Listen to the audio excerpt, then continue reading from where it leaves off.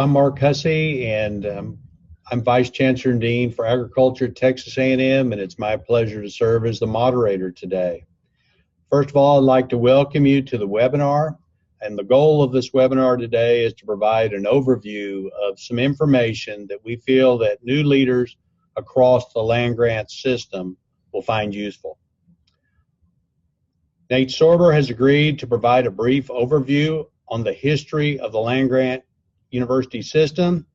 Nate is coordinator for higher education administration programs at West Virginia University.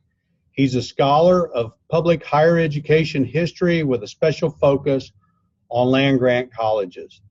Among his recent works are a book entitled Land-Grant Colleges and the Reshaping of American Higher Education. Dr. Sorber received his PhD from Penn State University. Nate?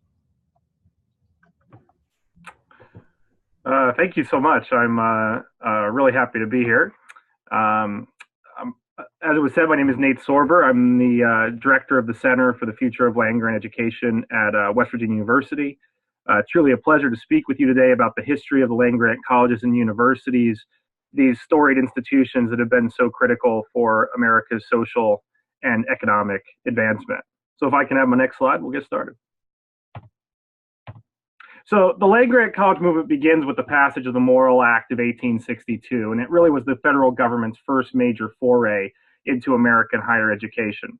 It was authored by Senator Justin Morrill of Vermont and ultimately signed by President Lincoln in the midst of the Civil War on July 2nd, 1862.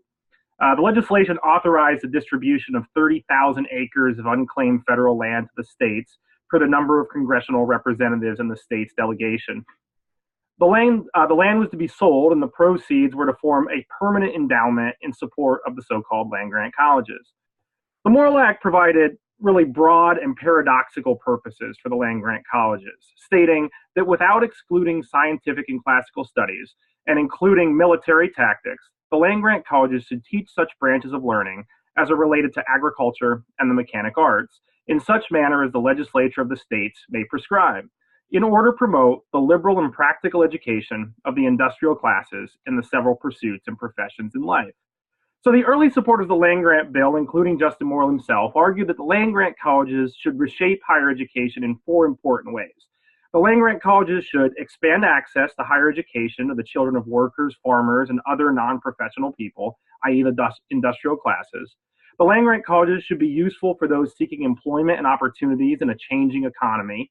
The land-grant colleges should contribute to the teaching and advancement of the emerging sciences, especially the applied sciences in fields like agriculture and engineering. And the land-grant colleges should, in today's parlance, promote economic development. Indeed, Justin Morrill's speeches in Congress in support of his act are dominated by arguments that land-grant colleges could advance and disseminate knowledge of agricultural science and technology and increase the productivity of American agriculture. The Morrill Act of 1862 may have outlined broad purposes, but it left implementation and oversight to the state governments. In fact, the federal proceeds could not be used for capital expenditures.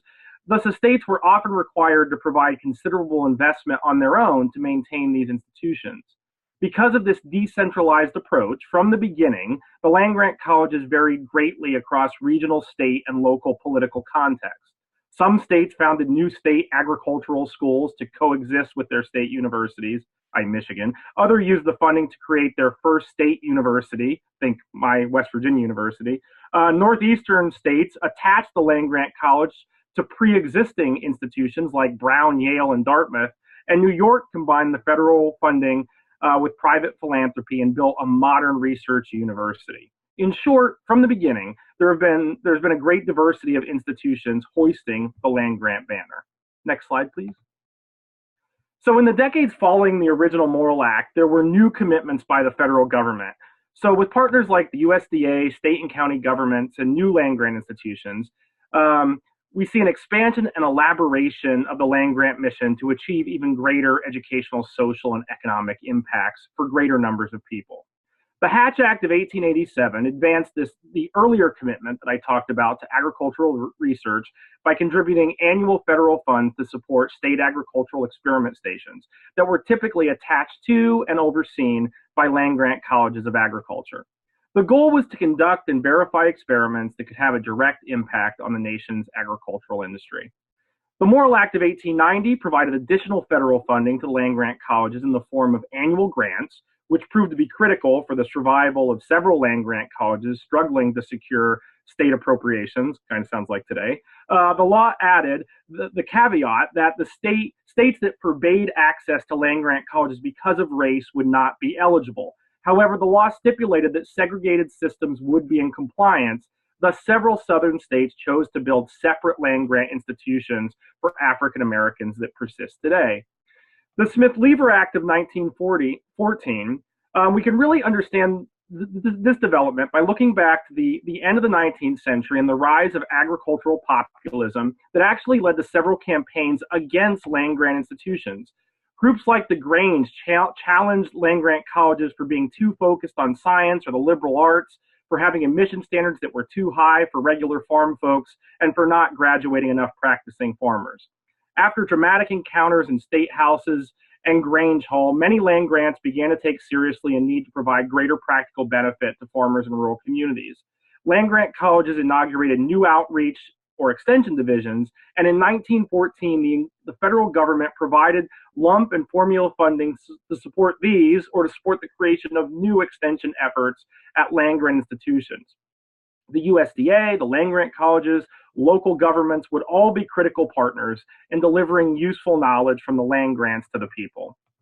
Expanding the reach of agricultural research, education, and outreach was much of the story of the 20th century.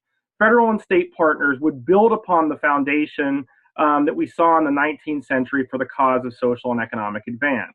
The Adams Act, for example, doubled the funding for agricultural research experiments.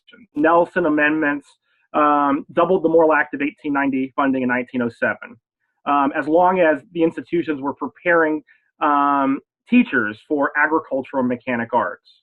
The Purnell Act of 1925 provided additional funding for land grants to focus on agricultural economics and home economics. Bankhead Jones established the formula funding model and the federal state matching grant program for agricultural research. And in 1962, McIntyre Stennis made funding for forestry research and the advancement of commercial forestry a reality. Many forestry programs can trace their origins to this legislation. And of course, there were many more farm bills and amendments to original legislation that enhanced and altered funding models to the ends of agricultural research, teaching, and extension and outreach. My final slide. So a couple final takeaways I want you to leave you with about land grants in the modern era. First, as you know, the land-grant universities have become large, complex multiversities.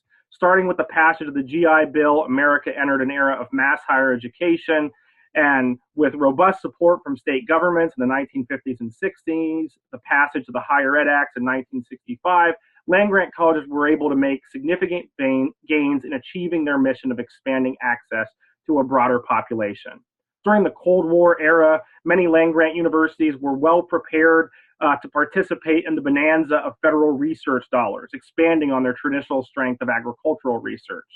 And of course, some land grants embrace this research model at different times, leading to a differentiation between those that entered the so-called Research 1 ranks early and those that entered it later or are still chasing it.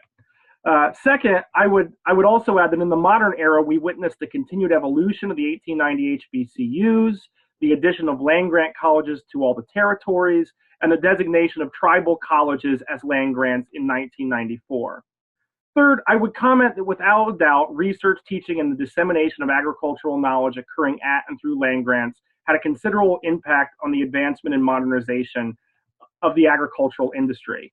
But at the same time as we saw a transformation in rural communities, extension played a critical role in buttressing these communities from the negative effects of this realignment. Fourth, and in closing, I would state that while there have been many differences between land-grant colleges through history, what has united these institutions as unique enterprises in American higher education has been a commitment to the tripart mission of research, teaching, and service. That the mission of advancing and improving our states and communities required educating cutting-edge specialists, developing new knowledge and technologies, and disseminating that understanding to the people to improve their lives and communities. Thank you for listening to that brief history, and I look forward to your questions and comments.